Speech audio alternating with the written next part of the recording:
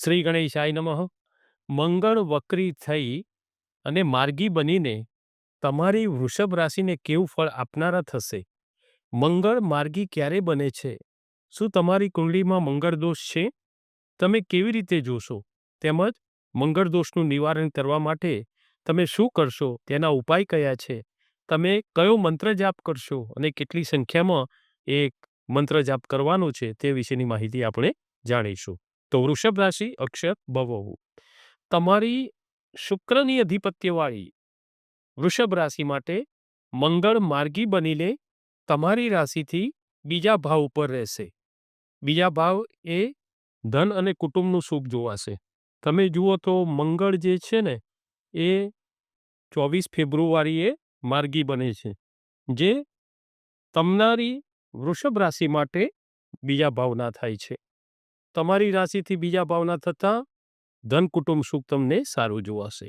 તમને તમારી આગવી સૂઝબૂઝથી તેમજ વિશેષ મગજ શક્તિ, આગવી તમારી કાર્ય પદ્ધતિ, તમે બીજા કરતાં સારો વ્યવસાય કરી શકશો. તેમજ નોકરીમાં પણ તમારો લગાવ વધુ વધશે. કેમ કે તમારું કાર્ય કરવાની જે મેથડ છે, આગલા વિડીયોમાં પણ કહેલું છે કે બીજા બધા કરતાં તમારી કાર્ય પદ્ધતિ બહુ અલગ છે. થોડું તમારું જે કાર્યભારણ વધશે, વર્કલોડ તમારે આ સમય થોડો વધશે, તેમ છતાં પણ તમે તમારી અલગ અલગ પદ્ધતિથી કામ કરવાની જે તમારી છટા છે, જે તમારી મેથડ છે કામ કરવાની, એ ખૂબ જ કામને સહેલું બનાવી દે છે.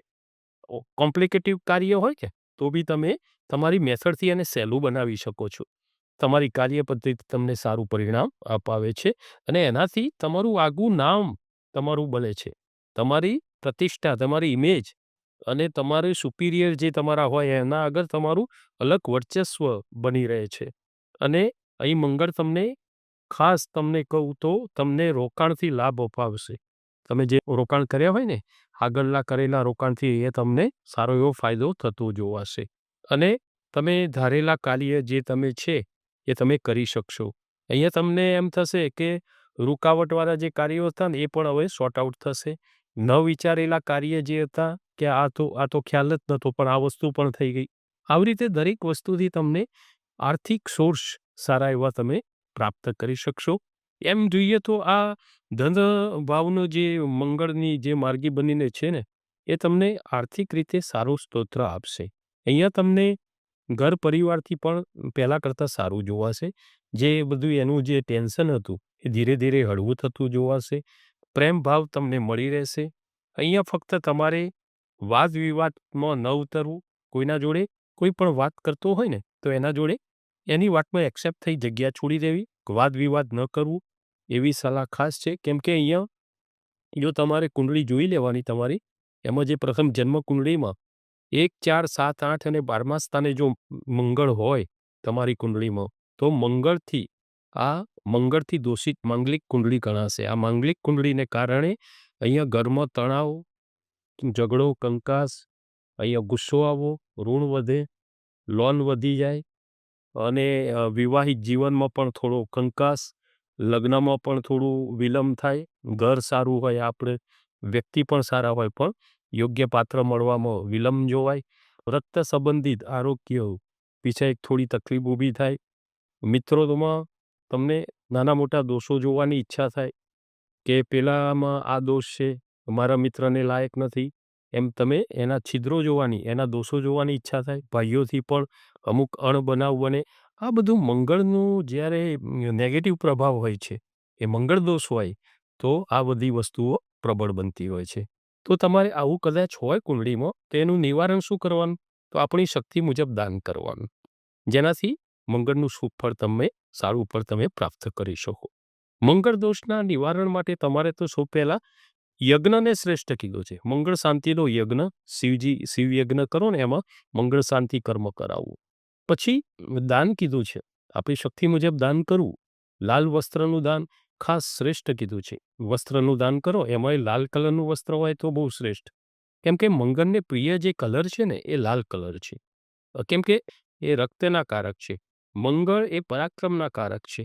મંગળ જે છે ને એને લાલ વસ્તુ, લાલ ચીજોનું બહુ એનાથી પ્રિય બને છે. એમને એમની ગમતી વસ્તુ છે. લાલ ચીજોનું દાન કરવું, લાલ મીઠાઈનું દાન કરવું. મીઠાઈ જે કરો ને, એમાં લાલ કલરની મીઠાઈ હોય ને, એ બીજાને ખવડાવવી, એનું દાન કરવું. મોટા ખર્ચાળ દાન ના થઈ શકે તો આ બધું આપણી શક્તિ મુજબ તમે દાન કરી શકો. તપ કરવું એટલે ઉપવાસ કરવો. શરીરને થોડું કષ્ટ થાય. શરીર આપણું યોગ્ય જે મંગળવાર બીજી વાર મીઠું ન ખાવું અને મંગળવાર કરવા. એક સમયે ઉપવાસ કરવો. જે કંઈ આપણે શરીરને અનુકૂળ આવે એ પ્રમાણે ઉપવાસી રહેવું.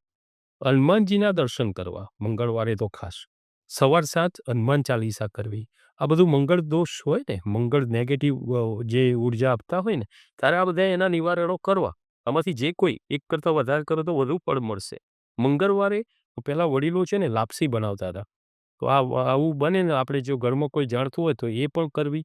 ગાયને ખવડાવવી લાપસી થોડી. અને એ ના બની શકે તો રોટલી અથવા ભાખરીમાં થોડો ગોળ મૂકી અને આપણા હાથે ગાયને રોટલી ગોળ સાથેની એ ખવડાવવી.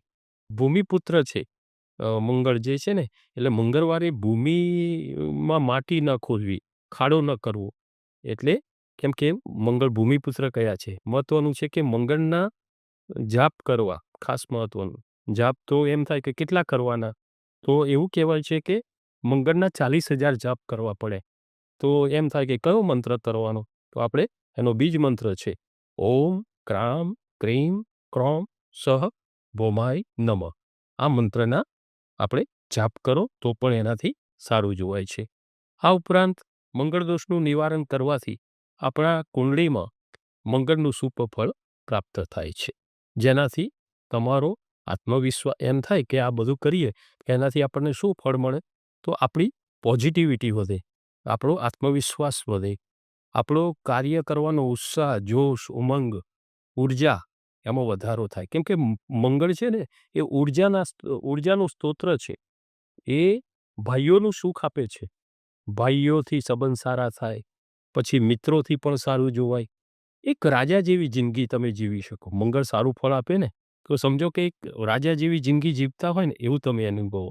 તમે પરાક્રમી તમને બનાવે. ખેલકૂદમાં જો તમારો ઇન્ટરેસ્ટ હોય ને, તો મંગળ સારું તમે કરો ને, તો એમાં પણ સારો તમે નંબર મેળવી શકો. પરાક્રમી યોદ્ધા બની શકો. આ ખાસ મહત્વનું છે. બીજું ખાસ તમારી વૃષભ રાશિમાં ખાસ કહેવાનું કે તમારી રાશિના જે જાતકો હોય છે ને, એ મોટે ભાગે દયાળુ બહુ હોય છે. કોઈની તકલીફ જોઈ શકતા નથી. એમાં કોઈ એવું આંખમાંથી પાણી પાડે ને થોડું આમ દયાવાળી સ્થિતિ જુઓ ને, તો તમે એના માટે બધું કરી છૂટવા તૈયાર થઈ જાઓ છો. તો તમારે ખાસ ધ્યાન રાખવાનું. એકવાર તમારે તમારી અનુકૂળતાએ તમારી કુંડળી જોવાની. એમાં જો મંગળ એ 6, 11 ને 12 આ સ્થાને મંગળ હોય ને, તો કોઈને ઉછીની લેવડ દેવડ નાણાકીય આ કરવી એક શરતે કે મારે પાછા નથી લેવા, તો તમારે કરવું. બાકી જો મોટી રકમ હોય ને જો તમારે પાછી લેવાની હોય, તો આ રીતે મંગળ જે કીધું એ સ્થાને હોય, તો દયાભાવથી આપેલું ઋણ તમને પાછું મળતું નથી. આવા યોગ હોય છે ત્યારે આપેલું ઋણ તમે પરત લઈ શકતા નથી. આ જેને આપ્યું છે ને એને તો પાછું આપવું છે, તો પણ એવા યોગ બનાવે છે કે તમે પાછું મેળવી શકતા નથી. એને પણ એવું થાય છે કે મારે આપવું છે પણ હું આપી શકતો નથી. એવા યોગ બને છે. વક્રીથી માર્ગી બનતા આ મંગળ, ભૂમિપુત્ર મંગળ, આ તમારી વૃષભ રાશિનું ફળકથન જે માર્ગી બનીને તમને કેવું ફળ આપશે અને તમારે શુભ ફળ મંગળનું મેળવવા શું શું કરવું તેના વિશેની માહિતી આપણે જાણી. નમો નારાયણ.